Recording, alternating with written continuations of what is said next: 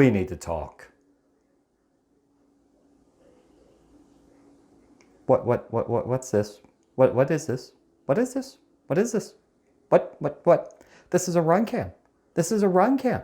You were supposed to do a Foxeer video. This is a Runcam. Why are you doing a Runcam video? I see. So what you're telling me is that you started off doing a Foxeer video and you wanted to do the Predator Nano, which is a 4 millisecond, 5.5 gram camera. Something like that, like a micro 14 millimeter thingy. And you ended up loving the Runcam Oscar Phoenix. You ended up loving it. The Runcam Oscar Phoenix. Like, it is crazy how good this thing is. So you thought, why would you do a Runcam video when you did a Foxeer video? Why? Don't you hate camera videos? Don't you have an obsession with cameras, but you hate camera review videos because they're like, oh, here's the specs and blah, blah, blah. They all have OSD. Ain't nobody give a shit about OSD. You got Betaflight OSD. Use Betaflight OSD. It's much better anyway. So they have that. They have a remote control. Okay, great. So you can change the settings. Wonderful. You can change the settings. Actually, changing the settings is good, but most of these are flown with the normal. So we'll go with changing the settings being okay, and that's all right. It's okay. That's fine. So you can change the settings. Did the Runcam come with a remote control? No, the Foxeer did. Is the Foxeer Predator smaller? Truly smaller. Look, check this out. Bam! Yes. Is it wide dynamic range? Yeah. Heck, let's just jump through all the little stuff. So if you want Nano, the Foxeer Nano is tiny, and you pair it up with an eSheen Nano. Oh, there we go, finally, 8.5 grams, entire setup, 400 milliwatts, the Nano VTX, and you have a 9 millimeter all-in-one amazing camera. All right, now, before you get started, let me tell you, this is on the Diatone eSheen TBS Unify mystery quad that they decided, what the hell? I hope y'all didn't hear that. Anyway, it's on the Diatone eSheen TBS Unify Runcam mystery quad with the Mamba 1408 motors. The Predator Nano, if you're looking at it, it is so small you can get a massive up tilt. This is my current up tilt with this Predator Nano. I love it, and I can't say enough good stuff about it. It is so freaking good, and it flies so much faster with that much up tilt. It is awesome. I'm using the little mount on the inside, but you can see if it'll focus there exactly how small that camera is. It's inside of a micro mount. So the Nano is literally 15 millimeters across, and with that mount fits right in there. So it is perfectly seated, it's tight, it's good. It comes with little washers so that you don't dig your screws in. And it's good, it's really good. It's wide dynamic range, so everything looks HDR-ish, and that is funny when you're watching it. So we're going to jump over to video, and I have on tap the Micro Swift 2, the Foxeer Nano, and Oscar Phoenix Edition, which is 1000 TVL, an amazing micro size camera as well, along with your traditional all-in-one camera that I use in my leader. I will be swapping out this Foxeer Nano and the 400 milliwatt probably into either the all-in-one leader, or I will be making a new quad for it because I love this Foxeer thing. It is the lightest. HDR is great. Oh, by the way, I did want to say, if you have this Diatone eSheen monstrosity, buy some rubber grommets and you can get a lot more up tilt. You also take out jello for some of the other cameras. The Micro Swift is CCD, doesn't have jello at all. But if you want to put in a different camera that's a CMOS, buy some of the bushings. The screws fit fine. They just jump right in. And you get an extra 1 or 2 millimeters. So you can get some really killer up tilt in there. Hope you like this. Hope you do. Hope so. I hope. Dang, look at them eyelashes. Holy cow. So let's just jump over to the video and cut this shit out because you're just wasting people's time. Got it? Got it? Let's go. Holy cow, we finally got to the flight. I wanted to start off, this is my very first trial with the Foxeer Nano. And if you notice that gray along the bush, that's actually the HDR function. So whenever you go bright to dark transitioning, it tries its best to increase one and decrease the other. So anytime you see gray around the rooftops or around the bright lights in the background, I'm flying close to nighttime here. Sun's way down. But when you see the gray across the areas that are transitioned from high to low, that's that HDR look. And at first I didn't like it because it's not that pretty.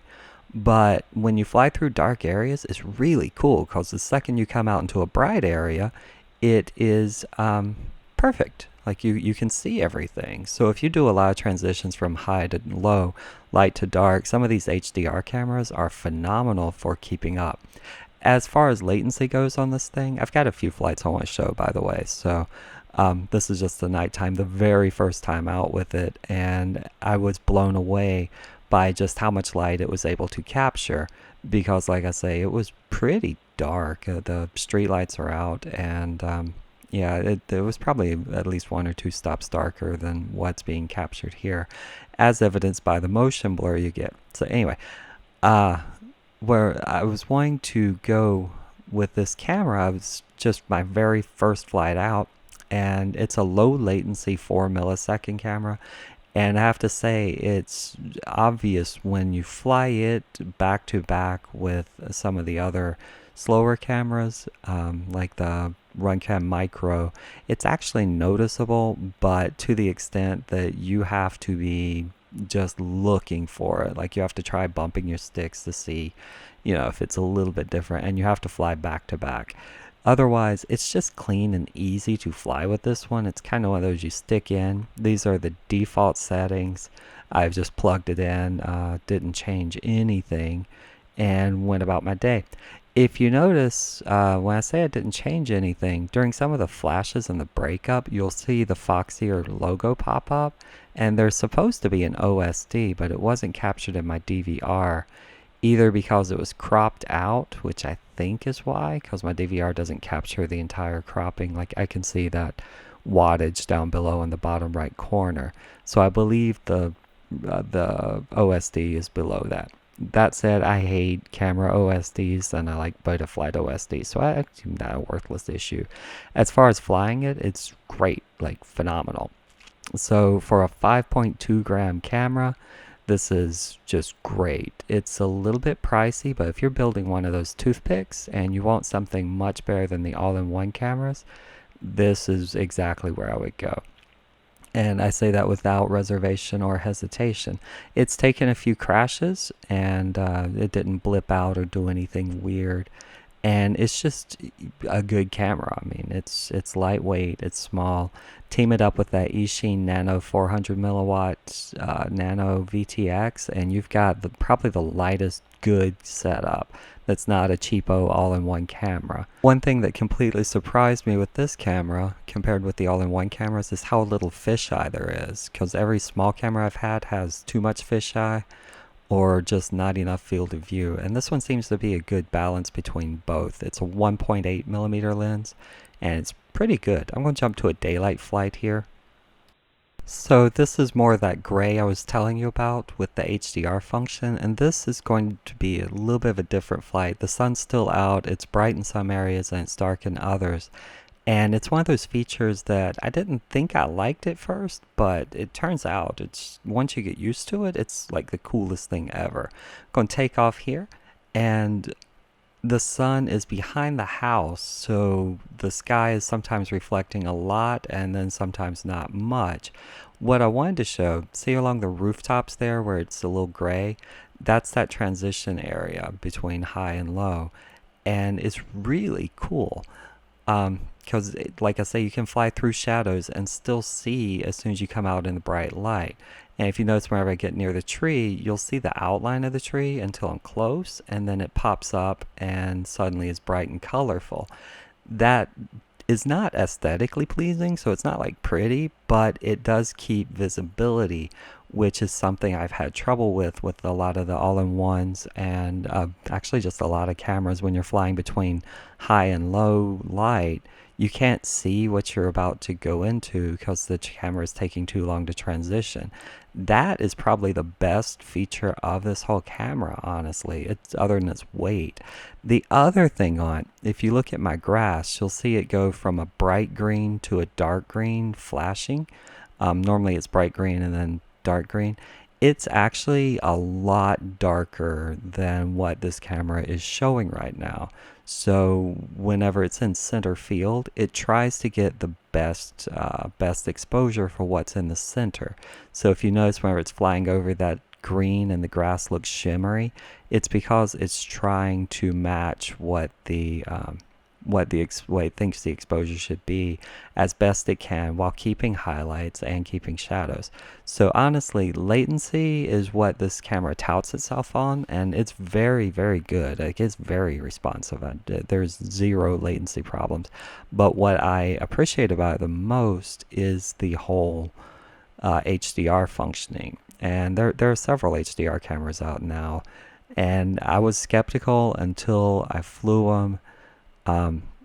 I've been trying to do some more flying out in different areas, going in and out, and especially my old stomping area, that if you were flying in the daylight, there's just a shadow cast. So as soon as you come out of the shadow and into the light, you can't see. And if you turn back and go into the shadow, it's just a black blob.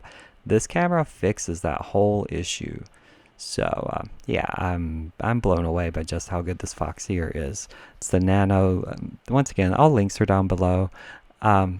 Affiliate links really do help out all the YouTube channels. So if you find ones you like, that's a good way of supporting them, by the way. It's just a friendly message. Kebab did a nice message on it. You don't make much money, but it does help you price out so that people don't go waste their money when someone else has done it. So help them out when you can. But yeah, if you notice the sunlight up top coming through the clouds, you can still see detail around the clouds up there. That's amazing. And this is just bright to low, bright to low. And if you notice the top of the tree becomes a blob, but it's still a shaped blob so you can see. And then when you get closer, it's actually colored. And it's not as pleasing to look at, but when you fly it, it makes a world of difference. I'm going to jump over to the Runcam Oscar Phoenix edition, and we're going to jump into there. Just note some of the differences. So this is the Runcam Oscar Phoenix, and first thing you should notice is just how sharp this is. And I've set every setting in this camera to automatic just due to the fact it came with a preset white balance that turned everything kind of red. So I just basically went automatic. I didn't want to think about it. I didn't want to try anything new. I just wanted to see what they offered out of the box. And I have to say, I love it. Latency, totally not worth even mentioning. It's great. There is zero to worry about there. One thing I do notice with this camera is just how sharp everything is. So you probably would want to turn down your sharpening filters on the inside. If you look at vinyl siding on the right or on the houses on the side, you can see a lot of a moire effect, and it aliases a lot, and that's noticeable in camera, but it's still really good. Like, the picture's just sharp, clear, clean. You can see everything. Contrast is good, and it's just a very good micro size camera. So it's a 19 millimeter normal type of frame. This is actually the 2.1 millimeter version, so you get wider effect, wider field of view, which is what I like, because if I'm flying in a neighborhood like this, I want to be able to see what's around me. That's just a nice way of doing it. I don't feel like running into any of my neighbors.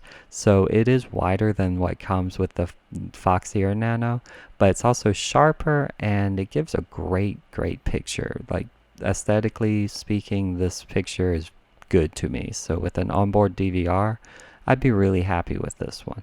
It works really well in changing light conditions, but its transitions aren't as fast as with that Foxeer Nano.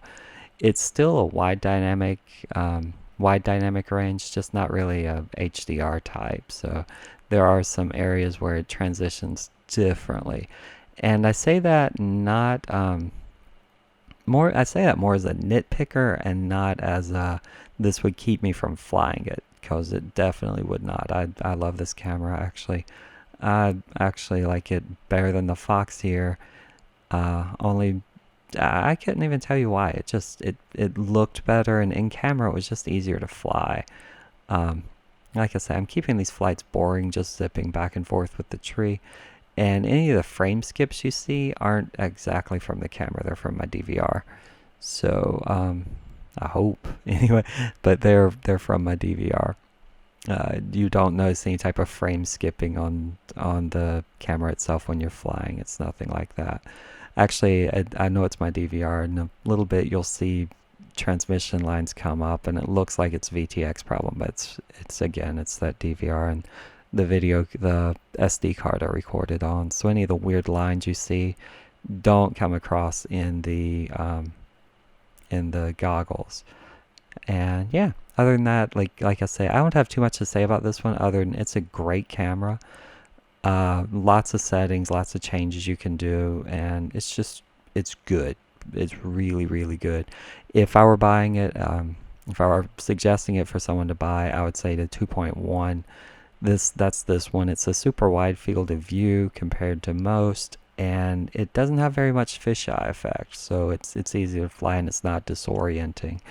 I'm going to jump over to an all-in-one camera that I've used for a while, just so you can see a back-to-back on the difference there. And also, these were taken roughly the same time of day, and if you notice just the differences in how light is handled and how dark and light are handled. Anyway, I'm going to jump over to all-in-one camera.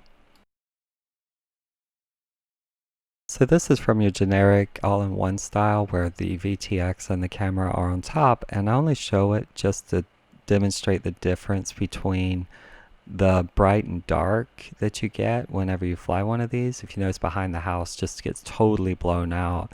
So that translates to coming out of a carport and then suddenly unable to see for a couple of seconds until you get reoriented and back around. I do love these all-in-one cameras for where I fly, but if you're flying in and out of shadows, they're horrible. Also, that fisheye effect, that was the other thing I wanted to demonstrate. Once you strap this camera on your head after flying with a good one, you will pretty much guarantee motion sickness. It's such a wide field of view, and it's such a difference, let's just say. Also, these are totally unadjustable, so pretty much what you get is what you get.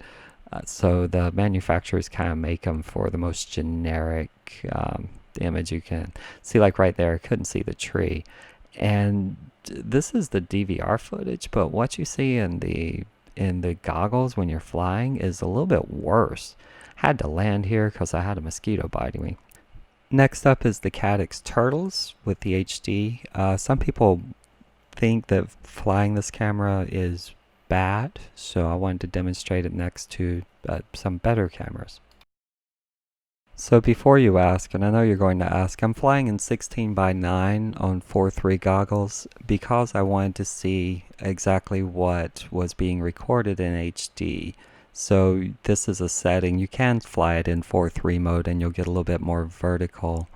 Actually, you don't get vertical as much, you just get a crop view.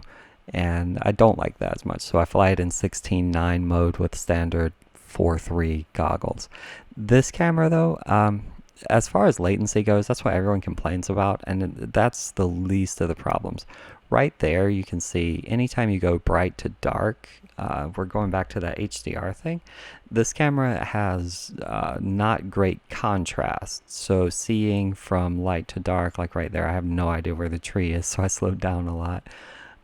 It doesn't transition very well, and that, along with the lack of contrast, just makes it difficult to pick out where you're going. I say difficult, we're talking about the difference between hitting a very, very, very tiny gap with a lot of concentration and just nailing it like you would if you had a better view. This one just kind of washes out. Once it hits bright light, it immediately exposes for the bright light and it washes out everything else. So you get like blocky areas, or you get just dark weirdness, or you get super bright stuff. And it doesn't handle contrast as well. That's my only complaint with this camera. Otherwise, it's good, it's clean, it works, it's functional. The recording of HD, it's one of the few ways to get good HD footage as long as you're on the newer firmware. And it's just a good overall camera. It's a purpose camera. So if I were flying just to race around, this would be right above the all-in-one camera. I'm not a, I don't know, I like to fly, and I like different views, and I like certain things, and I put up with a lot of not great stuff just so I can fly. And sometimes, you put up with things not knowing there are better things out there. So if I'm just out enjoying my day, this camera is not the one that I use as much. I do like the all-in-ones a little bit better for that reason, but only because they're on easier to fly quads.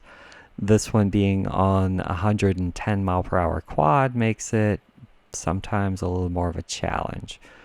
I will say field of view is good though, so at least you're not worried about seeing your peripherals and everything, and you can nail gaps.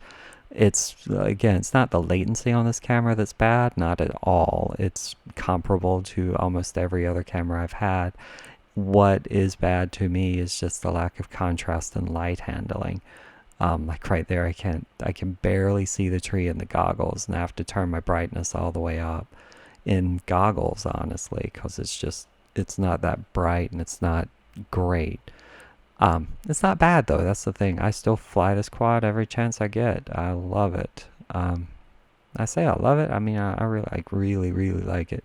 I like the camera, and I like being able to get HD footage. We're going to switch over to the Micro Swift, which I call the exact opposite of this camera. And yeah, you'll see why.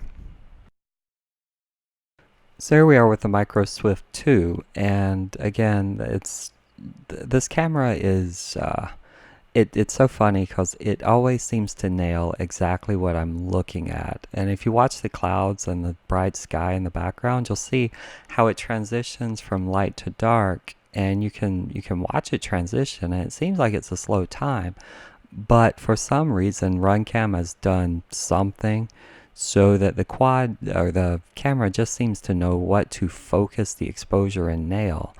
And I say that simply because I've never come out of a shadow to light or light to shadow and not been able to see.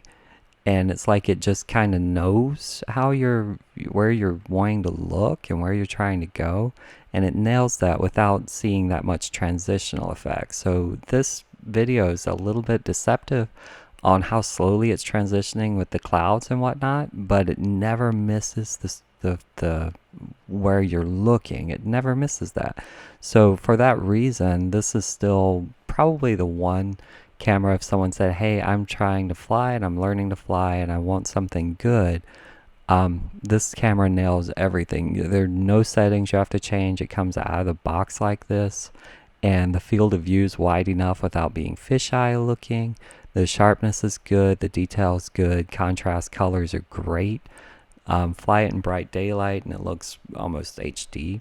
I mean, it's a good image that comes out, and it's just good overall. Especially for the price. It's like $26. You can get them on sale for about 20-ish, 22.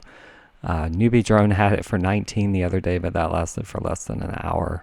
So you have to look around for sales. But still, for a 19mm micro camera, this, actually for any camera, full-sized or micro, this is still probably one of my favorites that is not HDR. It's just good. You can see everything. Heck, you can see the grass, and you can tell where I didn't mow. And that's in fairly low light. Once you get in bright sun, it's really good.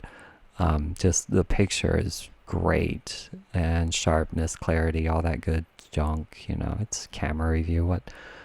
Yeah, that's the thing. Like people nitpick on this or that, and without realizing which cameras are easy to fly. I'm going to jump over to all four of these, and you know, so well, five. I'm leaving out the all-in-one camera, but I'm going to jump over to all four, and we can look at them there.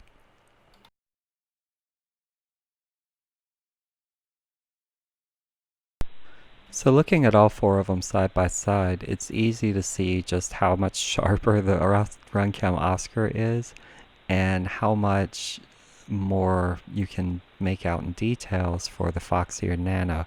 Caddx Turtle is showing definitely the weaknesses, like I was saying, with contrast and just trying to miss the tree. Honestly, it's just the way it works. And the Micro Swift is just beautiful. Like that's just good. So I figured I would pop them all up side by side just to give my general thoughts, which are I can fly with any of these. My preference is probably still to the Micro Swift, unless I'm doing something with a toothpick, or I'm going to start doing bandos or in and out transitions, in which case the Foxeer Nano is awesome. As far as the Runcam Oscar, I love it. You have to tweak the settings a little bit. It is sharp as a motherfucker. So if you're flying where there are little sticks anywhere, a good thing with the over sharpening is that it aliases the sticks and they stand out on your in your goggles. So anything that is a straight line, or like anything that would be just over sharp and becomes a little jagged edge looking, will stand out, and you'll be able to see it, and you won't hit the tree or hit whatever you're aiming for. Caddx Turtle again, HDR footage. I would even go with it, not quite acro style HDR footage as much as actually I love the Caddx, so I like getting footage from it. I don't like the FPV feed is not the best, let's just say. I'm going to say overall, I would go Runcam Oscar if I'm looking for a great camera that can be tweaked to get the best image. Micro Swift if I'm recommending something to someone who doesn't want to think about their camera. They want to plug it in and go. Foxeer Nano would be someone who isn't looking for the most aesthetically pleasing, but definitely the best visibility in changing light conditions. And that just definitely it changes so well, and it's so fast, and it's so light, and it's a great camera. I like them all. Caddx Turtle is the least fun to fly, but if you want that HD footage on some of the smaller cameras, that's what you need, or on some of the smaller quads. You have to put up with a little bit with that. As the Runcam Swift I've heard is worse. I haven't had a chance to try it as much. Foxeer has a new 4K HD capable, so I'm hoping they take some of the lessons they have from the Nano, because they learn how to nail exposure and nail visibility, if nothing else, with that Nano. That thing is just good. If they can match that with a good onboard 1080/60 or even a 4K, wow. And get the user interface correct, because I know the Tarsier has a terrible user interface. Nobody wants to be connecting to Wi-Fi on their phones to set their camera settings. Like, don't do that. I do like that the Caddx has a remote, but even having to plug in the remote's kind of a pain too. So yeah, you at least with the Caddx you can set it to just start recording as soon as you turn it on. That's going to wrap it up. If you stuck in for this long, thank you so much. All the links are going to be down below. They're affiliate. They do help out more than you know, because otherwise I would be spending more of a fortune that I don't have, because I don't walk around with a Rolex watch, and I live in a little tiny suburban neighborhood. And I love it, and I have a great life. So I hope you have a great life, and I hope everything works out. And if days seem darker than normal, please, the light will come out soon. But I hope you sat through the video. Hope you enjoyed it. Links are down below. Thank you so much. I appreciate it, especially all who's asked if I'm doing well. My dog is not doing well. It's osteosarcoma, and it's growing, so it's taking a toll on our whole family to watch and live through that. But I thank you all for the thoughts and all the good wishes. Thank you so much. Thank you. I can't express my thanks enough. And I'll get back to a regular schedule, like I said. I do appreciate it once again. Thank you. And we will duck out, and y'all have a good one. Dang, I've been hiding in this bathroom shaking the walls all day long. God almighty. Because you've been hiding out with the cameras. What's up with that?